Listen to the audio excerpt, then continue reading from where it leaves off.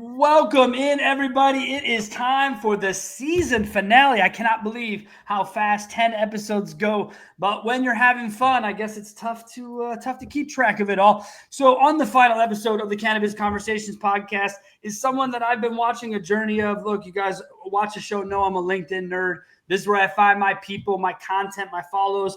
I know Samantha already agrees LinkedIn's probably the safest place for cannabis anyways right now. As far as social media is concerned, it's certainly not Meta. But anyways, we are here to talk to her about all things cannabis, her origin story, and her passion. If you don't know her, you will after today. She's a great follow. Samantha Seagard, how are you today? I am doing great, Sean, and just wanted to thank you so much for having me on. I am stoked to be here and tell you a bit about my history here because it's been I look forward to hearing all about it. We thank you so much for being here. Speaking of thank yous, we have to give a thank you to our friends at Fat Nugs Magazine. If you don't know, they're the independent publication of cannabis, the only ones really doing what they're doing. Retail brand partners, if you're looking for exposure, I'm hard-pressed to find where you'll get more of it. So go out, reach out to Dustin and his ever-expanding team of great human beings. And also ask him about the new employee retention program. If you're into value, that dude's making a huge value proposition right there. Thank you again, Dustin and the team at Fat Nugs, for all that you do. Samantha, we kick the show off, as always, asking you about where did it all begin between Samantha and this beautiful plant. So I'll let you take the wheel. What do you have for us? All right. So my dad passed away from pancreatic cancer when I was 9. So growing up, I was very angry. I'll just put it that way. And I found cannabis pretty young, around 13, 14, and basically just became an everyday smoker immediately. It really helped me cope with the anger and grief and all the feelings I was feeling. And I very quickly realized, like, oh my God, if you buy this in bulk, it's cheaper. And then it was like the end. That was it. I love the idea that buying in bulk was the trigger point for you. The idea that, like, hey, I can have this. Look, welcome to the 13 Club. I think we're up to like 6 or 7 of us now. This being our 30th episode that we've shot of the show. There's 6 or 7 of us. And last week I had Luna Stower on the show, or 2 weeks ago, before your show, and she broke. I think she's like the 12-year-old club, so she's like the earliest in the group. But the 13-year-old, 14-year-old club, we're there. I'm hip to it. Samantha, you talk about something very sensitive out the gate, right? You talk about the idea of using based on your father, losing your father, and anger. How do you find your way to cannabis, or did you go through other things, alcohol, whatever? I mean, young enough, I get it. I'm just, when kids are angry, they go to all kinds of different avenues. Did you explore anything else, or how did you find the plant, to be the most beneficial of the group? Great question. I did also experiment with alcohol, got alcohol poisoning very early, and was like, I need to find something else. This is not good for me. And either way, I just really liked the way that I felt when I would smoke. And so that's really what drew it to me. And I was, just around it a lot, like every day. So it was fun. And I'm glad that I came on that journey. And it's just been like just so many different journeys. Like, so after high school, I was in a really bad car accident. And from there, I really used cannabis because I was like severely hurt. So I was prescribed Oxy, Percocet, Valium, like all these different things. And I was able to take a lot less of them by smoking. And it was at that point that I really realized, like, hey, this could have really helped my dad with his final 13 months. Like, it was very painful for him. Just cancer doesn't feel good, turns out. So between that and the chemo, he could barely eat. And this could have really helped him and could really help like tons of people like him who are suffering silently at home and might be too weak to speak up for themselves. And, he was sick, and he also already had prior convictions, and he had young kids at home, and it wasn't like it was remotely legal then. So he didn't look to cannabis to help him. He just basically took a bunch of prescriptions and morphine, and that didn't make it easy at the end either. So I just really feel very strongly about cannabis as an alternative medicine, and how much it can really help people. And in this journey, I did grow medically in Oregon for like 10 years, and so I've had a bunch of different patients from with all different ailments and from all different walks of life, and have really heard some really moving stories. And it's really nice to know that I'm really actually helping people out there on a daily basis. So, yeah. It is pretty strong to know it's the case. When my wife and I were medical growers in Colorado back in like 07, 08, it meant a lot for people to bring us their permits and say, look, don't know what I'm doing, don't know how to do it, but I know that, my kid has cancer, my mom has cancer, whatever. Can you take our permit under your hood? Can you grow for us? Can you? And it was like, absolutely, and again, people would say to me, what, you donate all that? You do all that work, you donate? It's like, yeah, man. Like, I obviously there's a little left over for Sean, so I don't want to go vacant on the deal. But at the end of the day, to hear the stories, I was a friend of mine worked for me, had a kid, 12 years old, cancer, and she's like, look, I've been getting it, I've been putting it in brownies, I've been doing this. She's like, so can I have your stems? Can I make butters? Can I do this? Can I whatever? Like, because when he eats this stuff, he wants to eat more. He wants to try and live his life, and that stuff to me. I don't have kids. And that was never the plan for me. I'm the world's best uncle, maybe. But at the end of the day, I knew that it was going to be about giving back. And this plant it gives back to everybody who touches it for the most part, Samantha. I think that your journey is one that it could have gone a totally different way if not for that plant. Right. And I'm not going to sit here and say, we talked about this with Jesse Duncan the week previous to your show. Cannabis is addictive like anything else. I know people don't want to hear it. I know it's not like a conversation, but it is. The difference is of all the addictions, I'd rather you have that one over pills, over booze, over all those things. Was there a point where you were dealing too much with pills? Like, did cannabis help you not get addicted to pills? I guess is what I'm asking. Oh,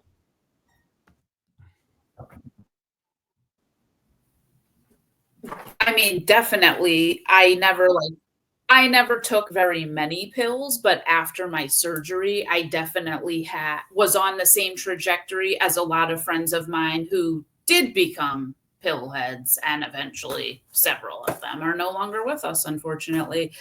Even the first two people I ever smoked with when I was 14 both became addicts, and one of them, unfortunately, is no longer with us. So it definitely could have gone a different direction. And not saying it's a good thing that my dad passed away by any means, but it definitely gave me the fire to keep going and know I need to do this for other people and to help people. And if I don't know them yet, a lot of what I see now is, people coming out of the woodwork who I never would have known. Like, for instance, we have a guy who calls us, he drives from Connecticut. Well, not him, because he's actually blind, but he has his driver drive him like an hour and a half one way to get our cannabis because he loves our flower so much. And since we actually answer our phone line, we have like an info and a phone number. And so he's called to be like, your flower is amazing. Like, I'm actually blind. And like, your flower is the most amazing flower I've ever smoked. And he's called us like 4 different times now. He's always just like, I love this batch. This was amazing. And we have color coded lids. And so he's like 80% blind, but he can see colors. So he was like, thank you so much for doing the different colored lids, because I can tell what's a sativa. sativa as much as a sativa is a sativa. We do the sativa hybrid indica, different colored lids. And we do the same colors as Leafly just to try to keep it like semi easy to follow. But just like hearing from people like that, it's like, this is like a 70-year-old guy who's like, I've been smoking for 50 years and like, this is the best flower I've ever smoked. And like, thank you so much. And it's really cool to hear that. I remember that story on LinkedIn. I remember you talking about that and drawing attention to that. And I thought to myself, people wonder in cannabis, what do we have to do to set ourselves apart? How can we do this? How can we do that? You can just be really good at your job, and you can answer your phone, and you can just have a plan, right? And you've been in this game a long time. I mean, if you were growing medically on the Oregon scene, that was what, 2014, 2013 in that realm? Yeah, just about. So I grew my first plant in 2006 in New Jersey in high school. And then after graduating from college in 2011, so like 2012, I went to Cali. And I went to trim camp and I just saw like all the crazy fields and, the guys on quads with AK-47s guarding the plots. And it was just crazy. And I was like, if these guys can do it, I can definitely do it. And then I met this like crazy lady who was doing it too. And she really crushed it. And so I was like, if this crazy lady can do it, I can definitely do it. And then I wound up funding another lady's whole the beginning of her operation. And then I was like, if this lady can do it, I can definitely do it. And so from there, I kind of just snowballed. And one of the girls who went to trim camp with me actually had an indoor in Portland. And she said, if you buy my partner out, I'll teach you everything I know about indoor growing. And I mean, I had always sold it since I was like 14. And so I was like, okay, teach me what you know. I had grown a plant or like 5 plants growing up, but nothing on this scale. And so she really took me under her wing, and we grew with canna and soil and grew like really, really nice weed, but it was just so expensive to grow and they just didn't do things very efficiently. And so I came in and wound up getting my own house where I did a 30 lighter. And actually another friend from a different trim camp came and helped me and did like all my electrical and set my whole grow up. So I went from an 8 lighter to a 30 lighter and then basically practiced there for like several years, and also was doing a couple outdoor farms. I would like partner with people. So at one point I had the 30 lighter and then 2 outdoor farms. Then we wound up we purchased a farm and we're going to try to go rec in Oregon. So we bought a 30-acre farm.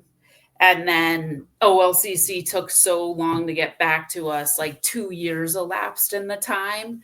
And in that time, I sold for 2 or 3 other farms.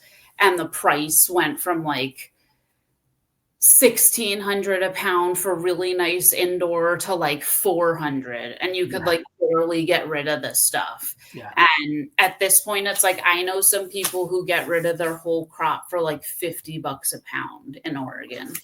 And we were just like, this is not sustainable for us to be able to live on. We're just going to continue to pursue this on the East Coast. So my brother was on the East Coast. He went to school in Massachusetts while I was going to school and doing all this growing stuff in Oregon.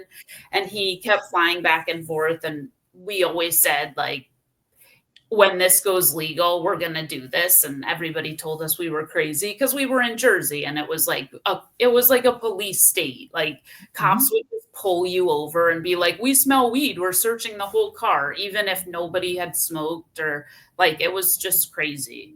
And I actually had him watering for me when he was like 12. So I got him into it at a very young age. I made him smoke the bong with me and the whole thing. I love that. I love that. Yeah, I live in a police state now, so I know what that's like. I live in Wisconsin. It's one of the few prohibition states that doesn't even have a medical scene. It really sucks. And it's funny, though, you talk about the entrepreneurial part of you and this idea that if someone can do it, you can do it. And you see these examples and you watch how you build and you're like, well, wait, okay, now that. And it's funny because I've never heard it from your perspective said like that. What people come to me as, and I'm a lifelong entrepreneur, people come to me and they say to me like this, if you can do it, I can do it. And I think to myself, what the fuck? You don't have a chance, dude. Like you know, the discipline, and so I've never heard it as like you say it in a way where it's like you're looking, I guess people might view me as the crazy lady then, I guess, Samantha. I guess that's what's happened here is that people are like, if the crazy guy can do it, I can do it, I guess. These people would do the dumbest things. They literally caused someone to walk off a cliff accidentally. They fucking crashed 2 cars into trees. Both of the main cars on the property, the owner crashed into trees. They crashed the quad. They lit a fire accidentally in the middle of the woods during fire season. They shot all of these cars up and started all these fires. It was just insane. They shot a bear because they would get so wasted, they would leave steaks out on the grill every night. So a bear started coming. So they shot the bear and they thought it was so funny. And they would parade the dead bear around and they were trying to get it stuffed to have as a trophy. And somebody stopped them on the side of the road and was like, that's illegal and you're going to get arrested if you bring that in. Right. And so they threw it off the cliff.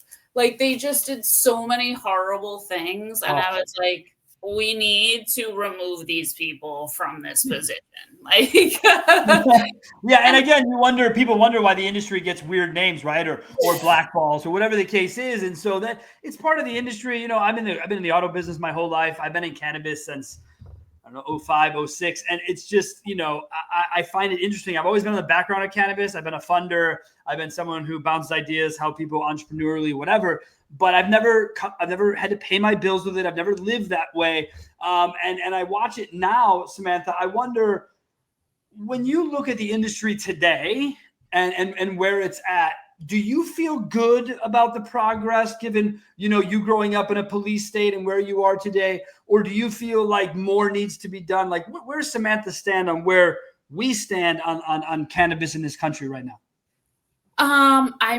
Personally, it's going very well. I think we're in a great state, to be honest.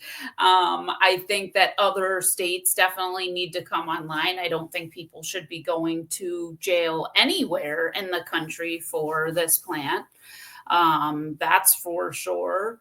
Do I want it to be completely legal so that people in very cheap areas of the country are able to completely undercut places like Massachusetts where power is very expensive? No, not necessarily. I like keeping it on a state-by-state basis so that the states can determine what their microbial levels and all that kind of stuff is. I don't like what happened with the hemp thing, even though we did hemp for 3 seasons.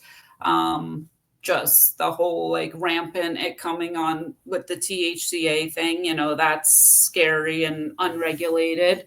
But I think I think it's much better than when I grew up and you had to worry about it. A cop could just stop you and say, I smell weed, and search you basically, at any point. It was crazy.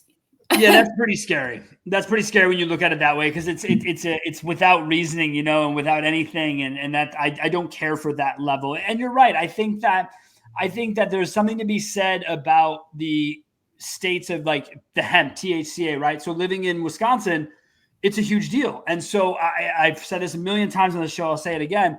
I'm in a weekly Boeing league, and if one more time someone walks up to me and they ask me if I've been in the new dispensary, I'm going to flip my lid, because that's not what's happening here. It's all of the hemp sort of coming down. But when I go into these hemp places, I know what I'm looking for.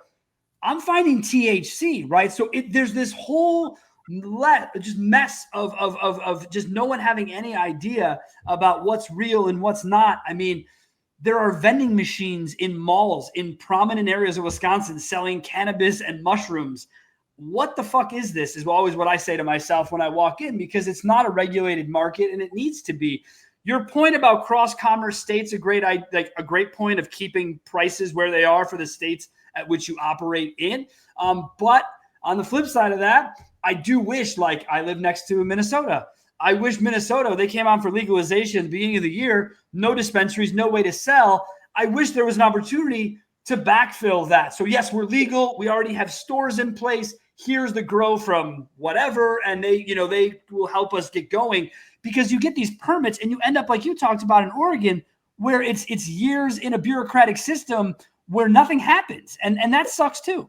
Yeah, that definitely sucks. So it's just, you just gotta keep things moving and also be realistic. Like, I think a really big issue a lot of places have is they just get really they kind of go blind by this vision of like, oh, we're going to do everything. We're going to do this huge grow and retail and delivery and processing and edibles. It's like, start with one thing and do it well, and then scale up. So vertical integration is a fantasy. Yes. I've been in my industry. People try to do it all the time in the marketing space. They try to just stack all these things. It doesn't work. Most people are barely great at one thing, let alone great at the entire funnel. So I don't believe in vertical integration. I'm not somebody who, I think that if you make great flower, you should go do that. If someone can take the flower and make a great concentrate, they should do that, and so on and so forth. Now, it's a little self-aggrandizing because I run a niche business in automotive. So I believe that the niche should exist in all industries because it's what you can be good at. You're right, though. You said it, and I circled it here. I'm going to circle it again. Realistic expectations. And I think people in general struggle with that. From an entrepreneurial standpoint, I think they think they start a business and then just make six figures in golf all the time. And that's not how it works. That takes time to do, right? But in cannabis, you see the same thing. Like, let me ask you this, Samantha. When I see, and tell me if I'm wrong, when I see a dispensary that has 2 stores and has 6 to 10 people in their C-suite, I think we're confused. You know what I mean? I think we're confused on what we're trying to accomplish here, because that seems like a waste of resources and energy. Am I just being a grumpy old entrepreneur, or is there something to that? No, I couldn't agree more on that. Yeah. So that's definitely a lot. But then the issue arises where if you aren't vertically integrated, you're not able to control the final story of your product. So like, that's where we come into a lot of issues, is that it would be great if we had somewhere where we could control the narrative, because what we'll run into is something we always ran into on the black market, but now I can look it up and see it on their menu, is I'll sell it at a discount saying, this isn't our nicest stuff. You know, I don't want this out there for top dollar. Like, I want this discounted because I want it to move. It's not a good representation. I don't want it to sit on the shelf. I want it gone.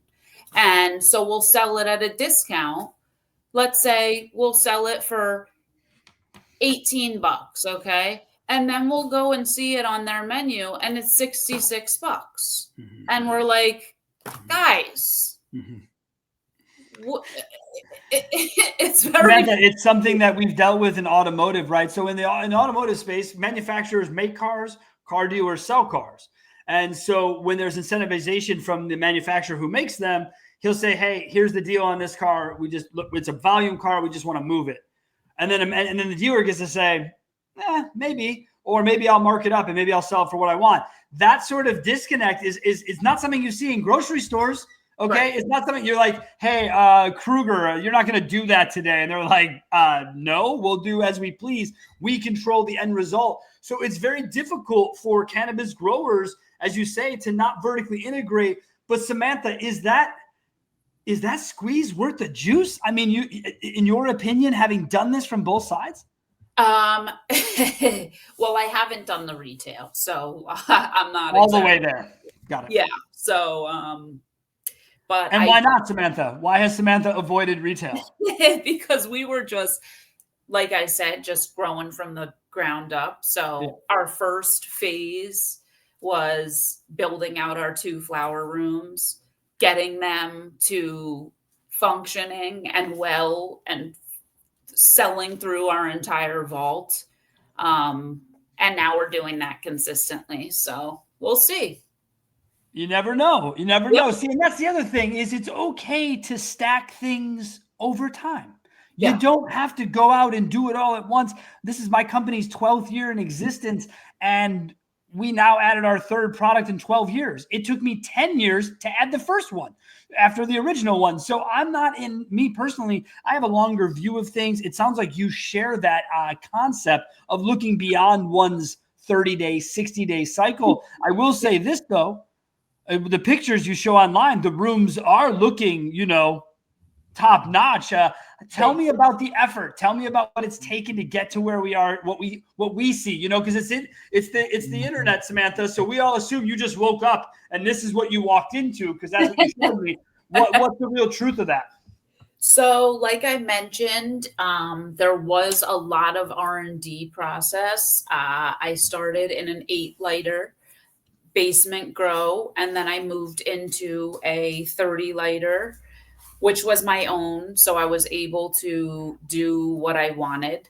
And in that time, at one point I was watering and taking care of all the plants myself. Very quickly saw I'm going to break my back, which I'm smoking the weed to help. This doesn't even make any sense. So I started to look for someone who could help me make an irrigation system.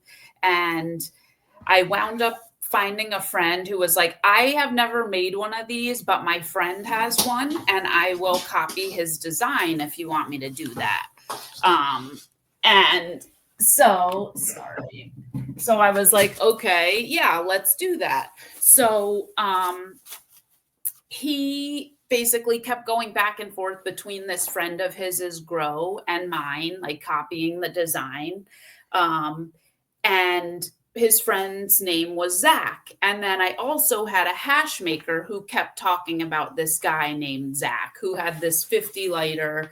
And I didn't realize that it was the same person, Zach. But then one day there was a giant fire on the news, and this was in Portland. And it was this giant warehouse was on fire, and it caught the underside of this main bridge in Portland on fire. So they had stopped traffic, and it was all over the news.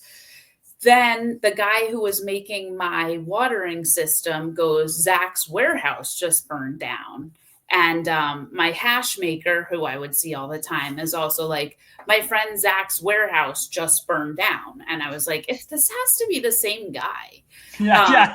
There's no way that at that point, Samantha, that's not a separate person. Yeah. And then and this guy who had been doing the watering system, my friend Ian, he was always telling me oh, Zach's just too busy. He runs a 50-lighter by himself. So there's no way he would ever have time to come over here and help you with your watering system. And so when the place burned down, I was like, maybe he has some time to come help. My hash maker was like, okay, well, now his place burned down. You really need to meet him. So I literally could see where they were making all the BHO, from my house. I could see where their lab was. So I went over there and I met Zach, and he's like, my place just burned down. So I'll come check your place out. He winds up coming over, and he's like, I could do so much with your place. I'll work, alongside you and kind of bring your place to more fruition. And that's what he did. And so we've been working side by side for 8 years now, I guess. And that's where we R&D'd using LED lights, and we used 10 or 11 different brands and did all these different side-by-sides. And I had told him, when I first met him, were trying to go rec in Massachusetts. And this must have been like 8 or almost 10 years ago. And we were like, we're really trying to go rec in Massachusetts. Would you be willing to fly back and forth? Like, I'll pay for you to fly back and forth to help us with this project. And he was like, okay, let's do it. And so we started flying back and forth. My brother was the boots on the ground in Massachusetts. He was a financial planner for teachers. And basically, if you're a financial planner, you're on a board, and you have to, if you have any other financial endeavors or businesses, you have to tell the board. And so we had to go and say, you know, I'm trying to raise $2 million to start a cannabis company, and you can't be in cannabis and be on this board. So we basically had to like hang up his hat for, you know, at the industry that he just paid, you know, a $200,000 or whatever it is to go to college at a business school. Basically had to hang his hat up with that and put all his knowledge towards a hope and a dream, which we didn't even know was actually ever going to come to fruition. But thank God it did. And thank God my brother went to business school, because you really need someone on your team who understands all that stuff, because it is such a headache. It's funny. It's funny you say that. I run into this a lot now in my own personal life with a lot of my friends that have businesses. And one of them, she's got a really up and coming spa, and just everyone loves it. She's in a very wealthy area, and it's like grown from 1 room to 6 rooms. And she's like, dude, this is incredible. What am I going to do? And I said, what do you mean? She goes, I'm an esthetician. I'm not a business person. I don't know what the fuck I'm going to do next. I don't know how to go here. And so her and I start chatting, and she's like, okay, I'll try this. And it's like, I agree with you. People need to have a business person. I will say to you, I've heard a lot. I've been asked in a lot of rooms for cannabis discussions about business. And then because I'm not in cannabis, I don't get any further than that room. And I would say to the cannabis industry that business is business, and like retail business is retail business. So there are people outside of the space who may be able to help, you know, be open to it, I guess, is my own kind of PSA for those who don't live in cannabis every day, but certainly have the knowledge to do it. Much like your brother, who wasn't in the cannabis industry, became it. And now is it the 3-headed monster? It's you, Zach, and your brother. Is that how the organization still operates today? It is. Yep. And we all have hands in every part of everything. We're all very much involved with all processes, which I think you really need for, you know, a successful cannabis business. And I really think that it really helps when the owner operators use cannabis. I don't think it can hurt. You know, my buddies always say you should never trust a skinny chef. So it's something similar to me for that discussion. Samantha, we're going to wrap up the first part here as we get ready for the second half. Do you know what you want to talk about in the second half, Samantha?